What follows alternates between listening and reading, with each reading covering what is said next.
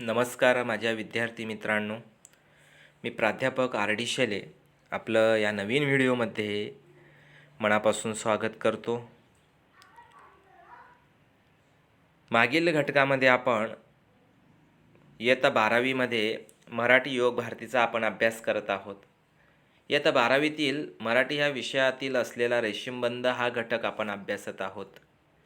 आपण अभ्यासून घेतलं मित्रांनो. डॉक्टर युम पठाण यांचा परिचय अभ्यासून झाला. त्या पद्धतीने कशा पद्धतीने नातं त्या ठिकाणी आहे. रेशीमबंध म्हटलं म्हणजे एक रेशमासारखं नातं. मानवाचं आणि निसर्गाचं कशा पद्धतीने नातं जोडलेलं आहे ते आपण ह्या घटकात अभ्यासून घेतलं. काही म्हणजेच आपल्याला माहीत आहे की निसर्गाचे आणि मानवी जीवनाचे अतूट नातेसंबंध आहे. या पृथ्वीवर काही असे व्यक्ती आहेत की ते खूप प्रेम करतात, ह्या निसर्गावर खूप प्रेम करतात, झाडाझुडपांवर फुलांवर प्रेम करताना दिसून येतात. म्हणजेच त्यांना ते एक आपलाच घटक आहे असे समजतात, एक कुटुंबाचा भाग आहे असे समजतात.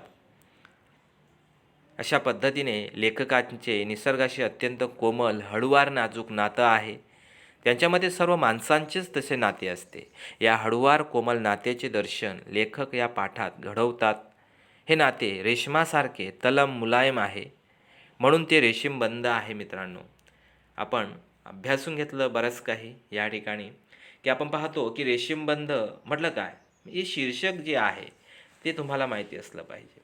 म्हणजेच लेखकांची निसर्गाची अत्यंत कोमल हळूवार नाते आहेत हे आपल्याला माहिती आहे.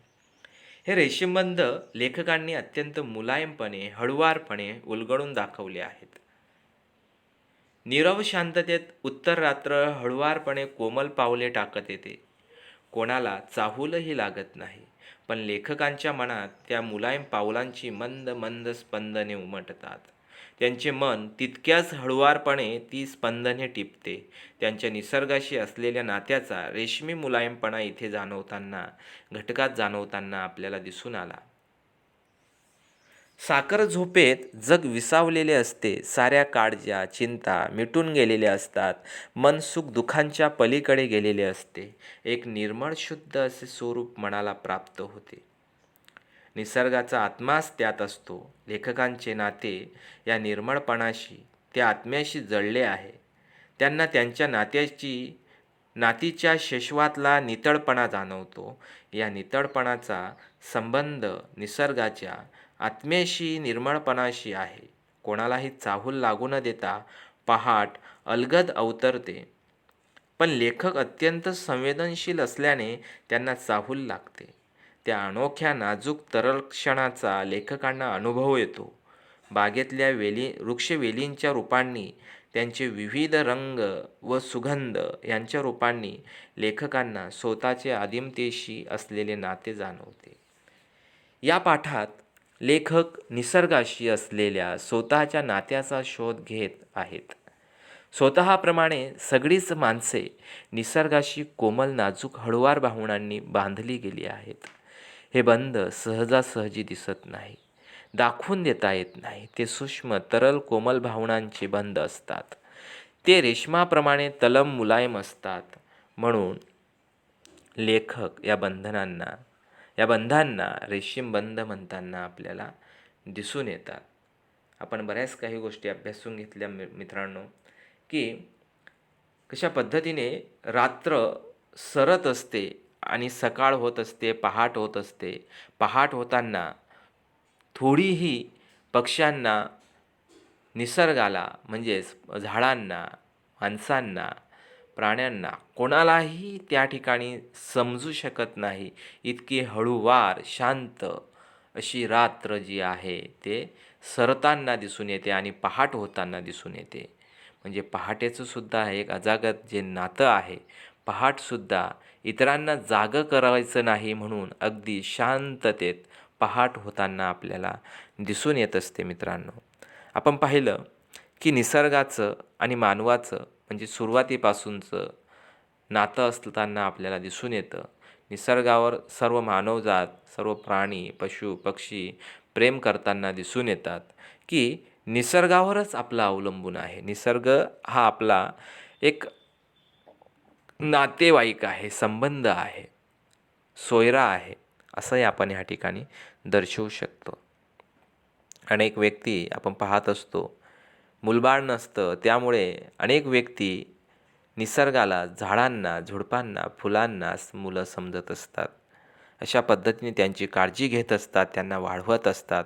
अगदी मनापासून प्रेम निसर्गावर करताना आपल्याला अनेक लोक दिसून येतात. असेच हे एक लेखक जे आहे पठाण, यूम पठाण, डॉक्टर यूम पठाण यांनीसुद्धा निसर्गावर किती प्रेम आहे हे त्यांनी ह्या ठिकाणी दाखवून दिलं. प्रत्येक वेळेस, प्रत्येक दिवशी त्यांची रात्र उत्तर रात्री ते 3-3:30च्या दरम्यान उठतात आणि त्यावेळेस आपल्या डायनिंग टेबलवर जाऊन संपूर्णतः ते पहाटेचं दृश्य त्या ठिकाणी पाहत असतात. कशा पद्धतीने कधी मी या निसर्गाला भेटणार, कधी मी माझ्या झाडांना, फुलांना भेटणार, त्यांच्याशी गप्पा करणार, बोलणार, ह्या गोष्टी लेखकांना लागून राहिलेल्या असतात. अगदी सुंदर असं वर्णन ह्या ठिकाणी घटकात लेखकांनी केलेलं आपल्याला ह्या ठिकाणी दिसून आलं. आता पुढील घटक जो आहे आपण आता ह्या ठिकाणी अभ्यासून घेणार आहोत मित्रांनो. राहिलेला घटक, सर्वात आधी जाग येते ती आमच्या बागेतल्या पाखरांना. मी पहिला चहा करून घेऊन त्याचे घोट घेत घेत काय लिहावं याचा विचार करत काहीसा संभ्रमात असतो. त्यावेळी ही इवली इवली पाखरं गुलमोहरांच्या घरट्यातून जकरांडाच्या फांद्यांवरून हळूहळू डोळे किलकिले करून पाहतात. पहाटेच्या प्रकाश किरणांना खुणावतात.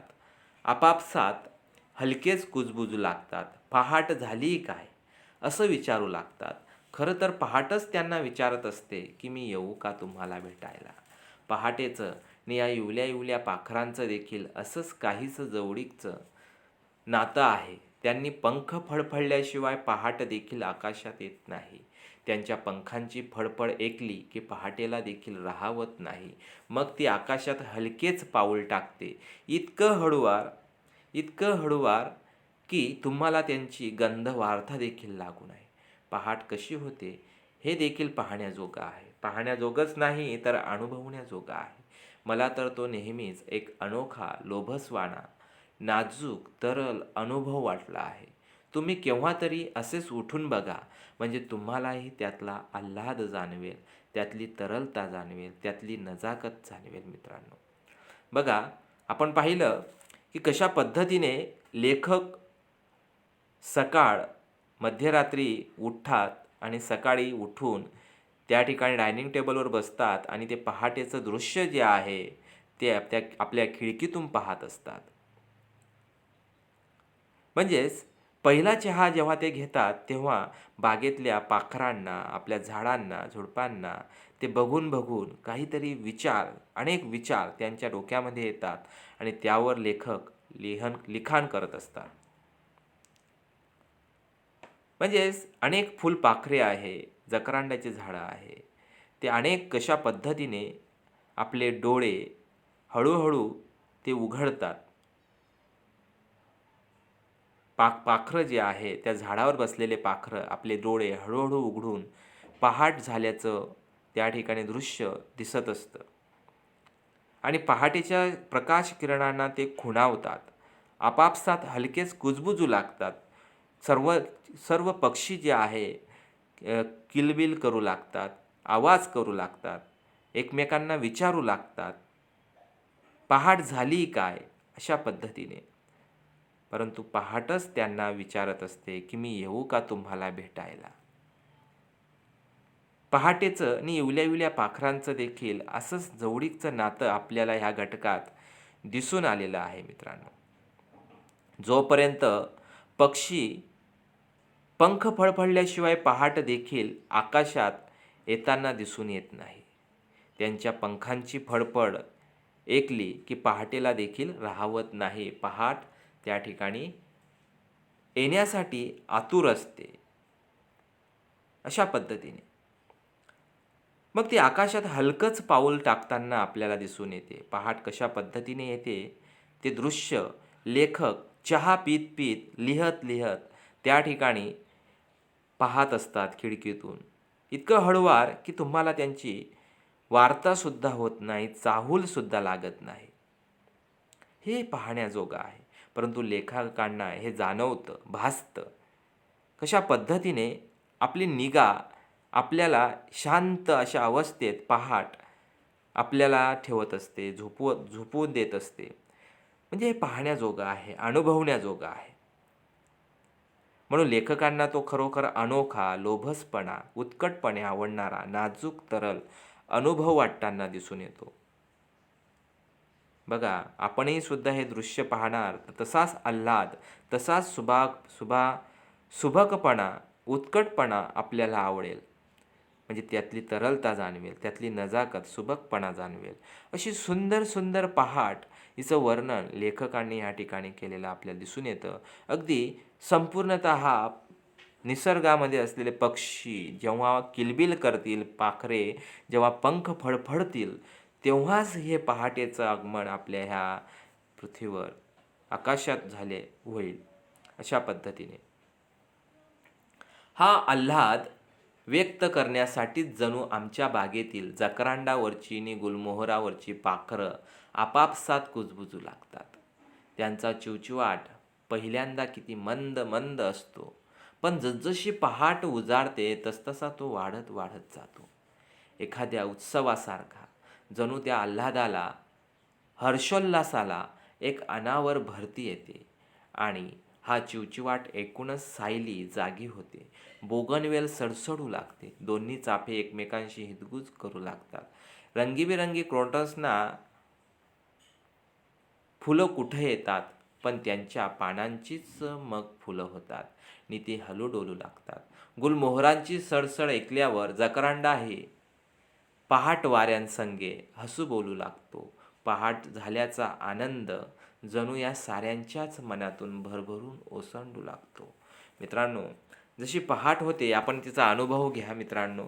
प्रत्येकाने अनुभव घ्यायला पाहिजे की कशा पद्धतीने पहाटेचं दृश्य दिसत असतं. जशी पहाट होते तसे हळूहळू पाखरं किलबिल करताना आपल्याला दिसून येतात, एकमेकांशी गप्पा मारताना दिसून येतात, आवाज करताना दिसून येतात. जशी जशी पहाट होते तसं तसा आवाज वाढताना आपल्याला ह्या ठिकाणी दिसून येतो मित्रांनो. की अगदी जसा आवाज झाला पाखरांचा आणि जेव्हा पहाट जास्त झाली तशी सुद्धा फुलं, पाखरं, फुलं जे आहेत, झाडं जे आहेत, अनेक झाडं, झुडपं हे सर्वांना जाग येताना आपल्याला त्या ठिकाणी दिसून येते मित्रांनो.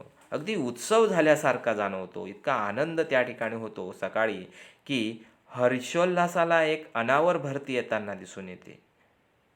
म्हणजे इतका आनंद त्या ठिकाणी आपल्याला जाणवत असतो मित्रांनो.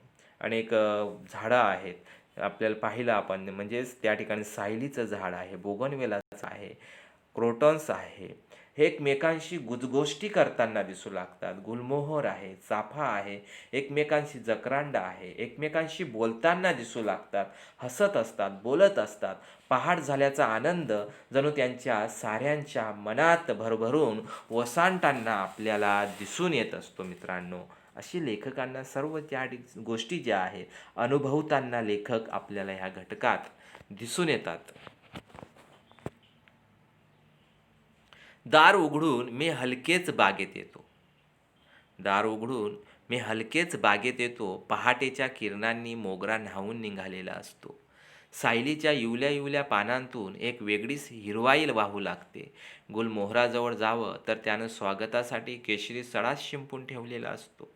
जकरांडाची निळी जांभळी फुलं रक्तचंदनी चाफ्याशी बिलगून गप्पा गोष्टी करत असतात. बघा, जशी पहाट झाली आणि त्या ठिकाणी सर्व झाडे, झुडपे, फुलं सर्व टवटवीत त्या ठिकाणी दिसू लागलेत. सर्वांशी भेटून लेखक त्यांच्याशी गप्पा मारताना, पाणी देताना दिसून येतात. परंतु अनेक झाडे जे आहेत बघा कशा पद्धतीने किती सुंदर, जणू काही ते एकमेकांशी हसत आहे, इदगुज करत आहे, बोलत आहे, असे त्या ठिकाणी भासताना दिसून येतं. जणू हे आपलं नातं सुरुवातीपासूनचं असं या ठिकाणी लेखक दर्शवतात. हे आदिम नातं आहे, सुरुवातीपासूनचं नातं आहे. म्हणजे ती ओढ लेखकांना लागून होती. ती ओढ सुरुवातीपासून सकाळ केव्हा होणार आणि केव्हा पहाट होणार, केव्हा मी त्यांना भेटणार, ही ओढ लेखकांना लागून राहिलेली असते.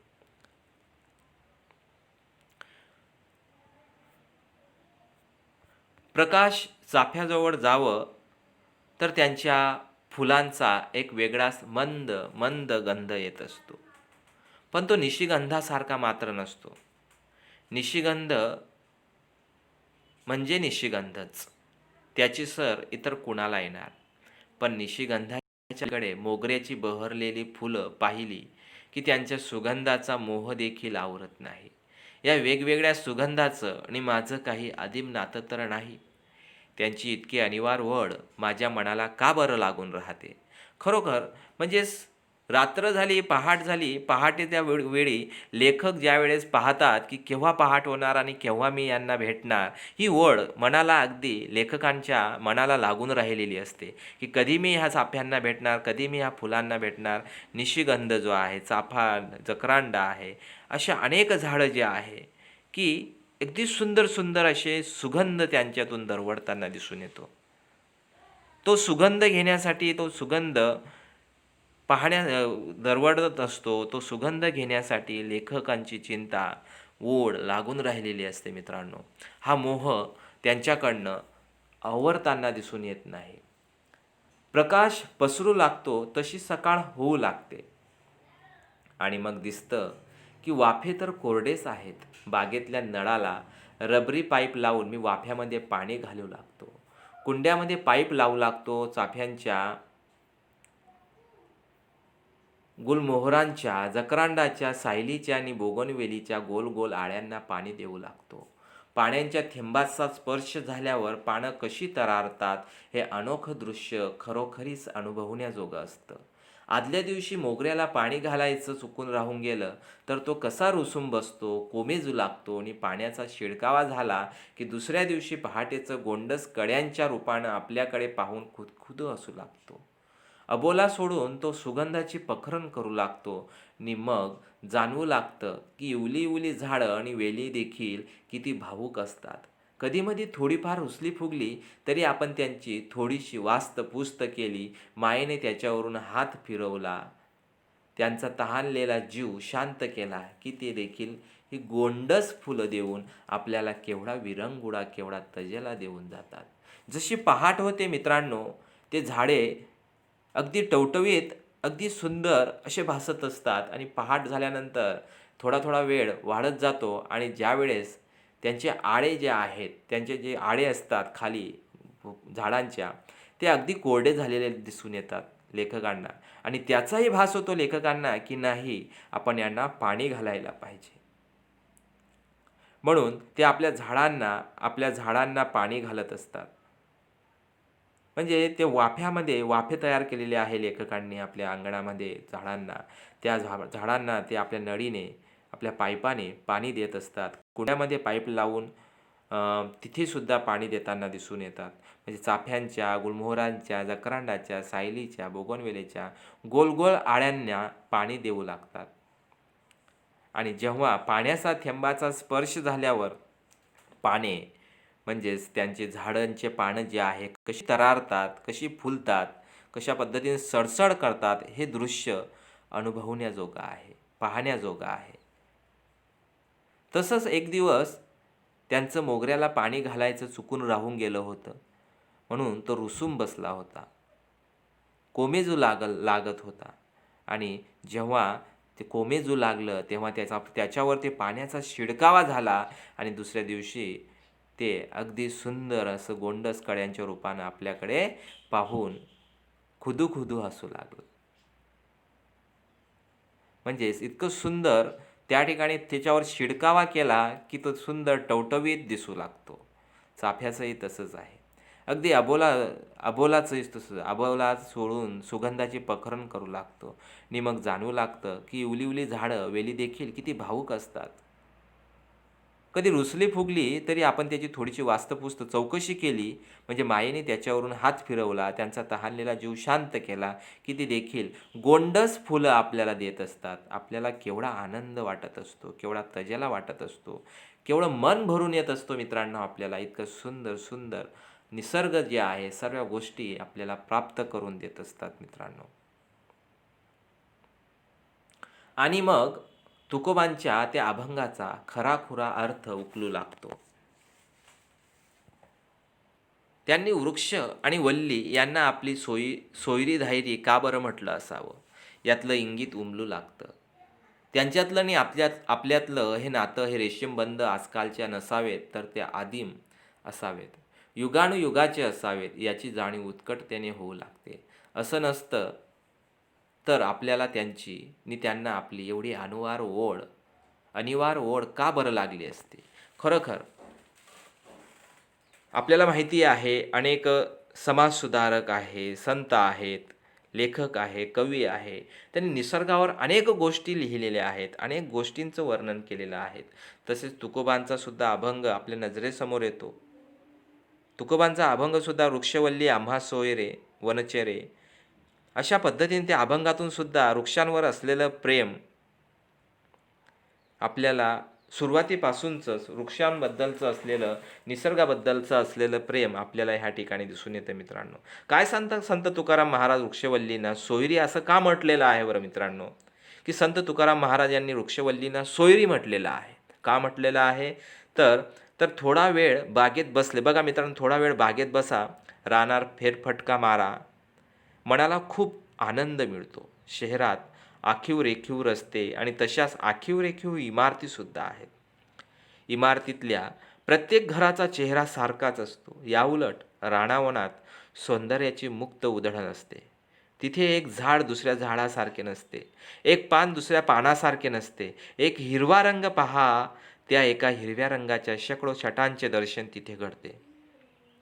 हजारो आकार, हजारो रंग, हजारो आवाज, हजारो गंध, तिथे पंचेंद्रियांच्या सुखाची लयलूट असते. किती विविधता! पक्षी, प्राणी, किडेमुंग्या यांच्या हजारो जाती, यांच्यातही रंग, आकार, हालचाली यांचे हजारो प्रकार असतात. निसर्गातली ही विविधता मनाला मोहवते. मन त्या सौंदर्यात बुडून जाते. कृत्रिमतेची चढलेली पुट्टे हळूहळू गळून पडतात. मन मोकळे होते. सौंदर्याचा आनंदाचा अनुभव घेऊ लागते. तुकाराम महाराजांनी विठ्ठल भक्तीसाठी वाचनाचा म्हणजे वनाचाच आश्रय घेतला. तुकाराम महाराजांनी विठ्ठल भक्तीसाठी वनाचा आश्रय घेतला. माणसात असलेल्या कुभावनांपासून मुक्ती मिळावी, आपला आत्मा त्या कुभावनांपासून मुक्त व्हावा, ईश्वराचे निर्मळ सोज्वळ रूप दिसावे, त्याच्याशी एकरूप होता यावे, म्हणून त्यांनी वन गाठले. वनात गेले की मन आपसूक मुक्त होते. मनाची ही अवस्था ईश्वराकडे जाण्यासाठी उत्तम अवस्था आहे. वनाचे सौंदर्य म्हणजे ईश्वराचे एक रूपच. त्या रूपाच्या सानिध्यात राहावे. छड रिपूंचा त्याग करावा, म्हणजे आपण अलगद ईश्वराच्या जवळ जाऊन ठेपतो.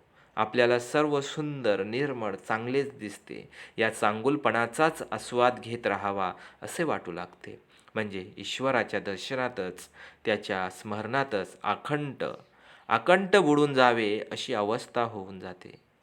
तुकाराम महाराजांना वृक्षवल्ली सोयरी वाटली ती या कारणाने. या वृक्षवल्लीच्या ठायी माणसाचे दुर्गुण नसतात, ती ईश्वराची रूपे होत. त्यांच्या सहवासातच ईश्वर भक्ती फुलते. वृक्षवल्ली सर्व वनश्री आपल्याला ईश्वराच्या वाटेवर आणून सोडतात. तुकाराम महाराज म्हणूनच वृक्षवल्लींच्या सानिध्यात गेले. वृक्षवल्लींना सोयरी म्हटले अशा पद्धतीने, की यांच्या लेखकांनी अनेक गोष्टींचं वर्णन आपल्या ह्या घटकात केलेलं आपल्याला दिसून आलं मित्रांनो. अशा पद्धतीने आपण हा पाठ अभ्यासून घेतलेला आहे. हा घटक रेशीमबंध यातून घेतलेला हा घटक आहे, की त्याची वैशिष्ट्ये आपण अभ्यासली. पाठाच्या आधारे वैशिष्ट्ये जी होती आपण पाहिलं, की युम पठाण यांच्या भाषेचे सर्वात पहिले जाणवणारे वैशिष्ट्य म्हणजे त्यांची साधी सरळ भाषा, स्वतःचा अनुभव ते पारदर्शी व्यक्त करताना आपल्याला दिसून येतात. उत्तर रात्रीचे आकाशात पडणारे पाऊल हळुवारपणे, अलगद, मुलायम, कुणालाही चाहूल लागू न देणारे असे असते. पावलाचा हळुवारपणा, नाजूकपणा, मुलायमपणा त्या वाक्यातून सहज प्रत्ययाला आपल्याला दिसून आलेत. उत्तर रात्र प्रवेश करते त्याचे वर्णन करणारे आपण वाक्य पाहिले. उत्तर रात्रीने हलकेच आकाशात पाऊल ठेवलेलं असतं. येथे पाऊल पडत नाही किंवा टाकले जात नाही. उत्तर रात्र हलकेच पाऊल ठेवते. अत्यंत योग्य अशा क्रियापद योजनेमुळे भाषेतून व्यक्त होणाऱ्या अनुभवाचा प्रत्यय येताना आपल्याला दिसून आला. वाचकाला ती भाषा भावते, हे एक उदाहरण झाले. पण संपूर्ण पाठभर अशी अनुभवाचा प्रत्यय देणारी भाषा आढळते. लेखकांना सृष्टीतले मानवतेवर घटक कोरडे, भावनाविरहित वाटतच नाहीत. ते त्यांना माणसाप्रमाणेच भावनांशी भिजलेले सजीव चैतन्यपूर्ण वाटतात. ते घटक वर्णनामध्ये मानवी रूपच घेऊन येतात. म्हणून पाखरे हळूहळू डोळे किलकिले करून पाहतात. पहाटेच्या प्रकाश किरणांना खुणावतात. पाखरे कुजबुजतात. बोगनवेल सडसडू लागते. दोन्ही वाफे एकमेकांशी हितगुज करतात. मोगरा खुदखुद हसतो. तो कधी रुसून बसतो. झाडे वेली भावूक होतात. अशा रीतीने सर्व घटक मानवी रूप घेऊन येतात. लेखक हृदय बनते. लेखन हृदय बनते. लेखनातला अनुभव भावभावनांशी रसरशीत बनतो. उत्तर रात्रीचे आगमन, सुखदुःखाच्या पलीकडे गेलेले मन, त्यांच्या नातीच्या शेश्वातला नितळपणा, पहाटेचे अलवार आगमन असे अत्यंत तरल, मुलायम, नाजूक अनुभव प्रत्ययदर्शी होताना आपल्याला दिसून येतो. आणखी वैशिष्ट्य पाहिलं आपण की असं कोणतं बरं नातं का बरं म्हटलं असावं, ही शब्दरूपे पाहिली. ही छापील वर्णाची शब्दरूपे नाहीत, ही दैनंदिन जीवनातली बोलण्यातली शब्दरूपे आहेत. एखादा माणूस आपल्या जिवलग मित्राशी जीवाभावाच्या गप्पा गोष्टी करीत बसला असावा, तसे हा लेख वाचताना वाटत राहते. म्हणूनच संपूर्ण लेखात भाषेला एक वेगळाच गोडवा प्राप्त झाल्याचे आपल्याला दिसून येते मित्रांनो. अशा पद्धतीने आपला हा घटक आज आपण या ठिकाणी अभ्यासून घेतलेला आहे मित्रांनो. म्हणजे निसर्गाशी संबंधित हा घटक होता. निसर्गावर कशा पद्धतीने प्रेम केलं गेलं पाहिजे, निसर्गाला कशा पद्धतीने आपण ह्या ठिकाणी जवळीकता साधली पाहिजे निसर्गाशी, निसर्गावर असलेलं प्रेम कसं आपण या ठिकाणी स्पष्ट केलं पाहिजे, दाखवलं पाहिजे, ते आपल्याला अनेक गोष्टीतून आपण पाहत असतो. पर्यावरणाचा ऱ्हास होताना आपल्यालाही दिसून येतो मित्रांनो. पर्यावरणाचीही आपण या ठिकाणी काळजी घेतली पाहिजे, तेही आपल्याला दिसून येतं. आपण अनेक वेळेस पाहतो पर्यावरण दिन असेल तर पर्यावरणाच्या दिनानिमित्ताने आपण अनेक पोस्टर लावतो, अनेक झाडंही लावतो, परंतु त्यांची काळजी घेतो का, हेही आपण पाहिलं पाहिजे. निसर्ग आपल्याला भरभरून देत असतो. माणूस त्याच्या अंगाखांद्यावर जगतो आहे. निसर्ग आपला गुरु आहे. तो सन्मान दाखवतो, पण लक्षात कोण घेतं? आज हाच माणूस आपल्या उपकारकर्त्यावर उलटला आहे. तुकाराम महाराजांच्या भावमधुर काव्याची आठवण येते मित्रांनो. वृक्षवल्ली आम्हा सोयरी वनचरे, पक्षीही सुसोरे आडवती. वृक्ष आणि वेली निसर्गाचे सर्वोत्तम वरदान आहे मित्रांनो. संतपणे एका लयीत बरसणाऱ्या पावसाच्या सरींनी बहरलेल्या सृजनशील निसर्गाच्या सानिध्यात सृष्टीचा दृक्श्राव्य अनुभव घेता यावा, यासारखे भाग्य ते कोणते असेल. मनातील आठवणीची पिसे भिरूभिरू लागली. धरणी मातेने मुक्त हस्ते बहाल केलेला मौल्यवान खजिना म्हणजे वृक्ष आणि वेली. परोपकाराय फलंती वृक्षा, या शब्दात वृक्षाचा गौरव केला आहे. निसर्ग आणि मानव यांच्यातील स्नेहबंध फार पुरातन काळापासून आहे. अगदी अनादी कालापासून निसर्ग मानवाचा मित्र आहे. वृक्ष ही निसर्गाने मानवाला दिलेली देणगी आहे. निसर्ग आपल्याला भरभरून देतो. माणूस त्यांच्या अंगाखांद्यावर जगतो आहे. निसर्ग आपला गुरु आहे. तो सन्मान दाखवतो, पण लक्षात कोण घेतं?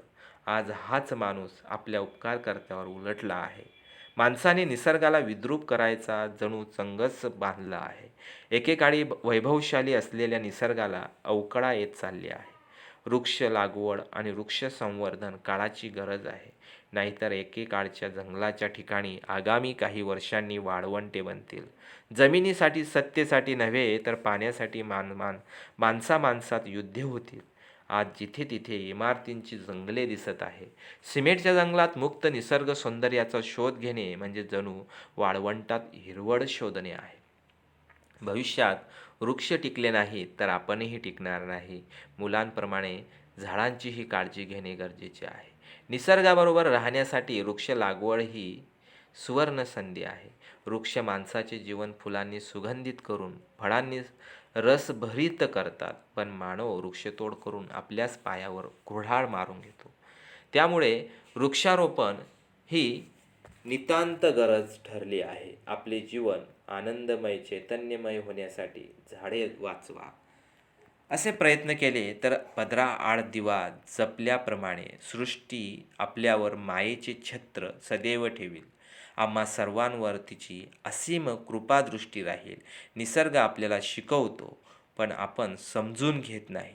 निसर्गाशी मैत्री करणेच हितावह आहे.